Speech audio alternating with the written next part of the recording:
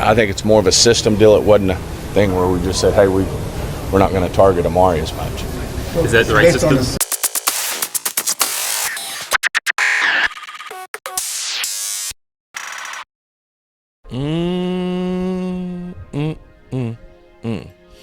All right. Yeah. So y'all already know, welcome to Boss Cowboy Sports, where your voice matter.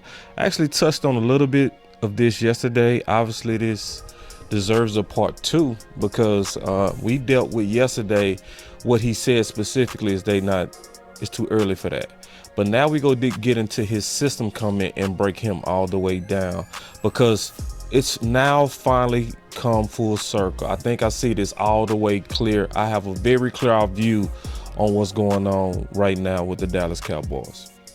And I was looking at this a little bit wrong. As y'all know, I've done a lot of content on this topic. I started with basically Kellen Moore's falling for the same ego trap that hurt his mentor Scott Linehan.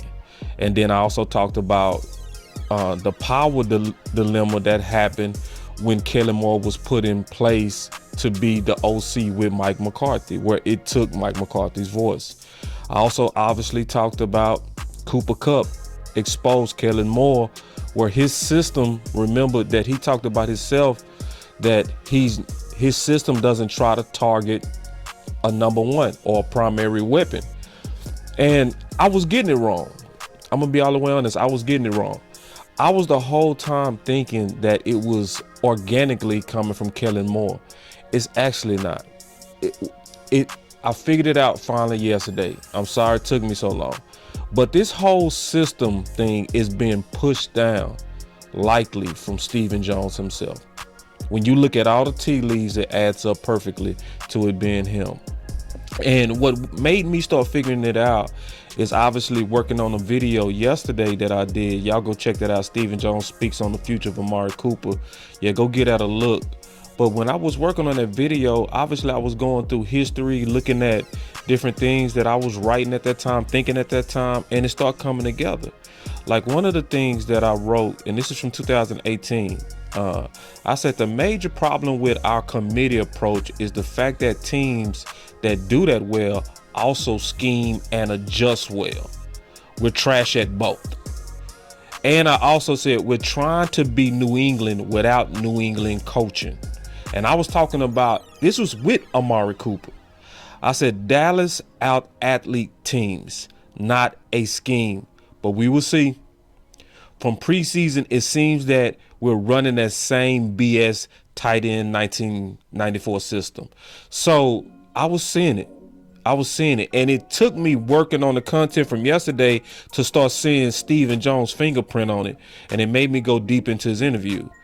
Another thing, I'm going to ask you a real question, because this got something to do with common sense as well as our quarterback. This is straight up. I wrote this also in 2018 because I was making a case against receiver by committee, because I'm going to tell you something. The committee approach is a much harder read for a quarterback. You're asking your quarterback to scan the whole field to find the open guy. So you also asking them to say, if I see this, do that. Versus if my man win, if my best man win, I'm gonna just deliver the football.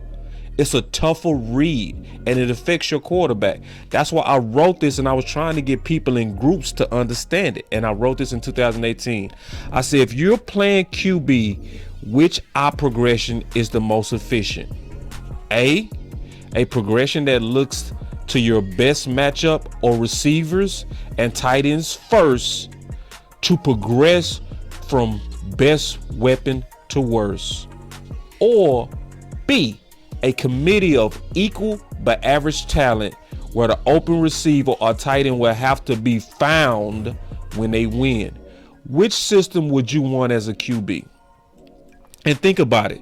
So let's say if Amari is your number one, and you pretty much have in your eye progression to look to him first. So if he wins, you get the ball out. Or you got a system that's basically, okay, if the defense does this, I'm going to do this. If the defense does this, I'm going to do this. That's like adding algebra to just basic math. It's a much simpler read to target and have your eye progression work from your best to your worst in terms of weapons. And I was saying that even in 2018. And I was making that case when we got Cooper. You could see when I was debating these guys, one of the guys surrendered, and he was like, after we got Cooper, he said, Marcus, I surrender. Weapons matter. Coop. He said that because I was making the case, because what was really happening, and it's starting to happen again based on this system, but people not seeing it, is the target, the guy that's they go come after when this stuff don't work, is your quarterback. Because people don't know, because it's hard. Because remember, I even called into the fan. Y'all remember I called into the fan and I asked them, why what do y'all got to say about the 5 Hall of Famers that spoke out about Kellen Moore's system? And Brian Broaddus talked about, I think it has something to do with Dak's second half. And I was like, I didn't agree with that. I was like, I think it got something to do with the system. And the system is a much harder read. And it can also be manipulated. We go talk about how. So let's first get into the interview. Then we go talk about how this system can be manipulated. We go talk about the battle between powerful minds and how this should shake out. But first and foremost, I want to go through the interview with Steve and then break it all the way down and show how it basically fills the whole circuit. Here we go. Back to the decision ahead on Amari, his usage, not just production, but in terms of how often he was targeted, even when he was on the field, it was down. Mm-hmm. What do you make of his relative lack of involvement, especially for someone who's got the contract of a number 1 wide receiver? So first of all, fantastic question by Michael Gelkin. He brought his A game that day, and he really, really brought some good questions. So he just told him it was down. What do you think about it? The answer is fascinating. Here we go. I just think it's an offensive philosophy, and with when we had the skilled players that we had, between Kellen and Dak, I think there was a progression of where you threw the ball, and depending on how the defense played you, it would point the ball to certain places where, hey, if they're going to double over here and they're going to double over the top over here, then that's going to dictate that the ball goes here.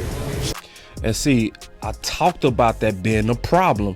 Remember, I did a show. Y'all go check this out where I talked about Kellen Moore's system is fool's gold with real gold potential. I talked about when you have a philosophy to aggressively take what the defense gives you, people forget you could also bluff on defense. You can show disguises on defense, which also goes back to then confusing your quarterback. You depending on your quarterback to overly read defenses versus to find the mismatches. That's why you saw stuff like after the Arizona game versus backup corners. Kevin Gray put this out there, and he said Amari Cooper and CeeDee Lamb have a combined 6 targets today for a combined 2 catches and 18 yards. That's completely inexcusable. But that happened because they was taking aggressively what the defense was giving them. And what was really happening is Arizona was showing them fake looks. They were showing you a defense that was saying we're doing this, but it was actually doing that, and it was a trap the whole time. And that's what happens when you have a system approach versus a matchup approach, because the matchup approach is go at it regardless. That's why Cooper Kupp did his thing in the Super Bowl, because they was like, regardless of what you do, we're going at this guy, period. See, and that's a difference of philosophy. So let's continue to break it down. So I think it's more of a system deal. It wasn't a thing where we just said, hey, we're not going to target Amari as much. Yeah. And so the sad thing is he specifically know why Amari didn't get his targets. The problem is he never vetoed it, which also means he co-signing it. Is that the right system? Now, Michael, I love you. I don't listen, because see, Michael was the only reporter. I've been waiting on reporters to do this for a while. He was the only reporter, the first reporter that I've ever heard actually ask about the system. Michael, but see, Clarence Hill took over by accident because both of them was trying to get their question in. But Michael had the fire question. Listen to that Michael question again after that. Listen. We're not going to target Amari as much. Is that the right system? He said, is that the right system? Ooh. But notice who Stephen Jones go turn to. He go avoid that question. He go to Clarence question because it puts the emphasis back on Amari. Listen. Then does that make financial sense? You're not getting your investment dollars. We go through all that. I mean, like I said, I'm not going to get into individually this stuff, but yes, all that plays into how we invest. Yep. So when he say all of that plays into how we invest, that's giving you a clue of what's getting ready to happen, right? Because that shouldn't be a play of how you invest. And I warned that this is happening. I've been talking about this a very long time. I actually got a term for, I call it Scrooges. So and this is also the Playmaker talked about this. It's Scrooges. And so what's going on is you have a battle of philosophies. You have a battle of systems versus playmakers. And the reason why I call the system insanity, an insanity system, is not to insult our front office or Kellen Moore. It's using the definition of insanity in its literal usage, where the definition of insanity is doing the same thing, expecting different results.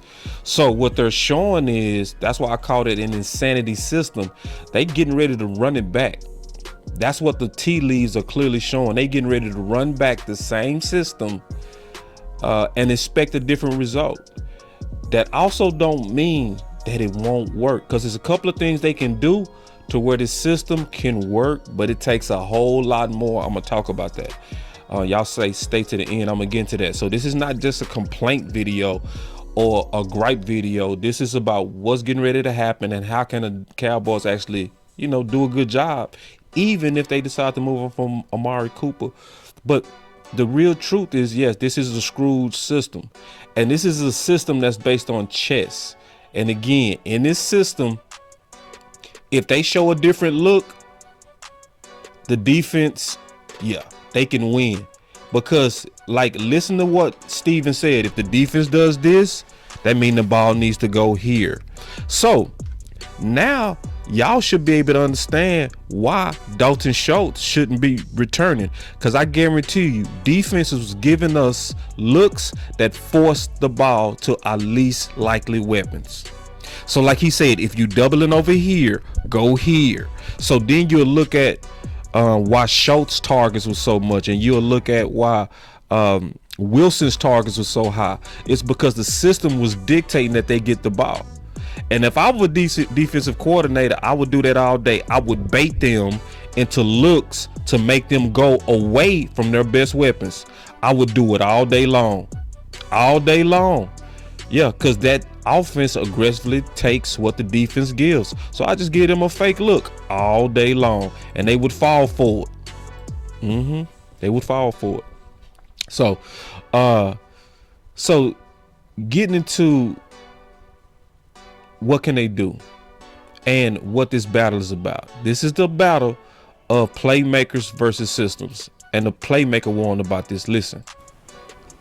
Mike, Troy was talking about your guy beating beating the man on the other side. We're worried too much about scheming guys open. Is it on the receivers? Is it on the coaching to get the receivers the ball? Now.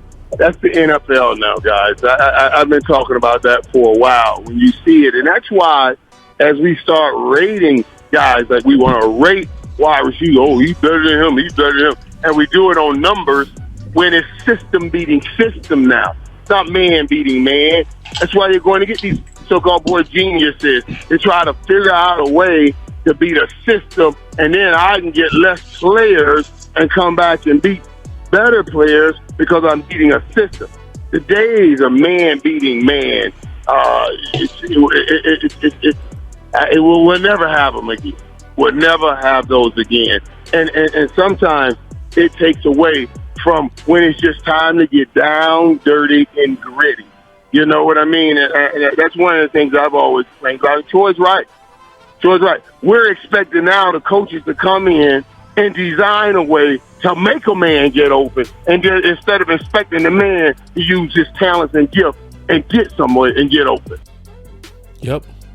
So we having a battle. There's a battle. There's a group of us that believe this, that believe in the philosophy of playmakers over systems. That's what's going on. The guys with the yellow jackets, they believe in the playmakers. Aikman pointed at Kellen Moore. The playmaker pointed at Kellen Moore. Kurt Warner pointed at Kellen Moore. Jimmy Johnson pointed at Kellen Moore. And then Emmitt Smith specifically said Kellen Moore by name and blamed the system. So we having a double down. That's what we having, y'all. We having a double down. And there's a group. You got people like, myself. I would definitely say the Hall of Famers that I just listed. I know Skywalker's also team. Get the ball to your playmakers. Jesse Holly.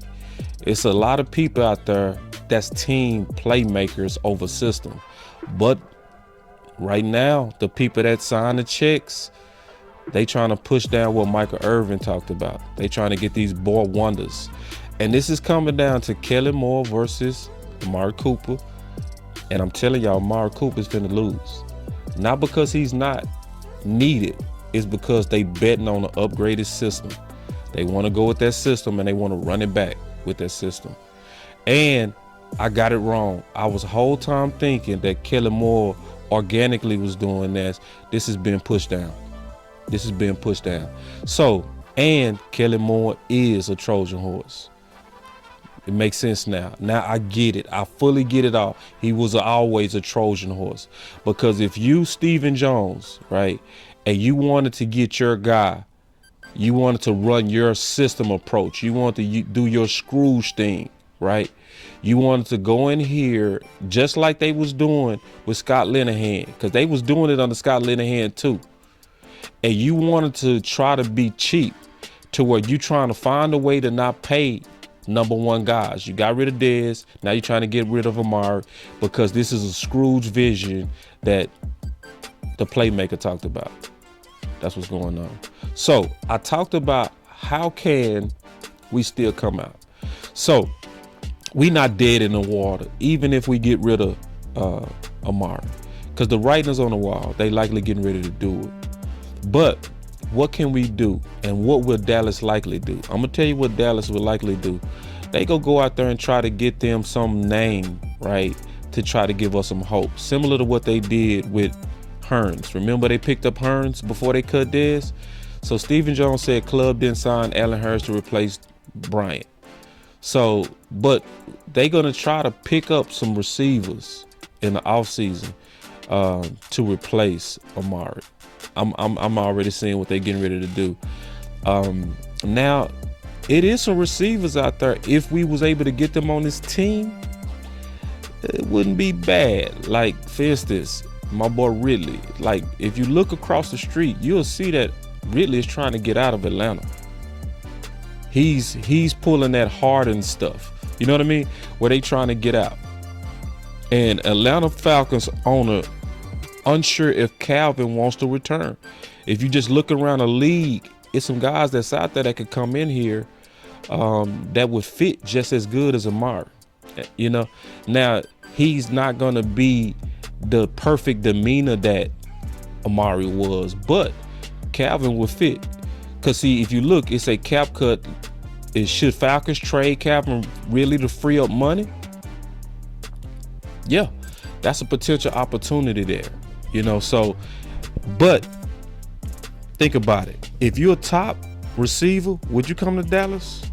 Why would you do that? Because you already, if I was an agent, I would say, if I got a top receiver, don't go to Dallas, because of their system. They're not going to target you. They're not going to treat you like a number one. They're going to prioritize the Kellen Moore system or the Stephen Jones system. It's really not Kellen. It's the Stephen Jones system. They're going to prioritize the Stephen Jones system of committee over you as an athlete. So guys, like, really, I don't see it. I think honestly, we go just get us a body, somebody that's go try to give us hope, and then I think we go try to go big in the draft. Yep, I think we go target some of the bigger names, the Trey Burks, you know, early. because Dallas wants to go younger. And if they go get a Trey Burks and they got CeeDee Lamb, that's going to restore some hope. Whether it's going to work or not, we don't know. But it's going to restore some hope, right? And so we not dead in the water. What's going on is likely Stephen Jones is trying to go cheaper, right? That's really all that's going on. And they go lean on Will McClay to do it like they always do. So I'm not quite head in the sand. I'm not quite crying yet. I got to see how this whole thing play out. We see what they doing, but it's ways to the forest. It's ways we can still win. So I definitely want to address this one because I finally put it all the way together that this committee has definitely been pushed down from Stephen Jones. And y'all stay with us because we still go have Freestyle Wednesdays call-in show. And that's where we got 2 phone line systems. I'm gonna want to do that call-in show because I want to test those systems. And the best way to test systems is to test them live. And also make sure y'all like, share, and subscribe to Boss Cowboy Sports. Peace.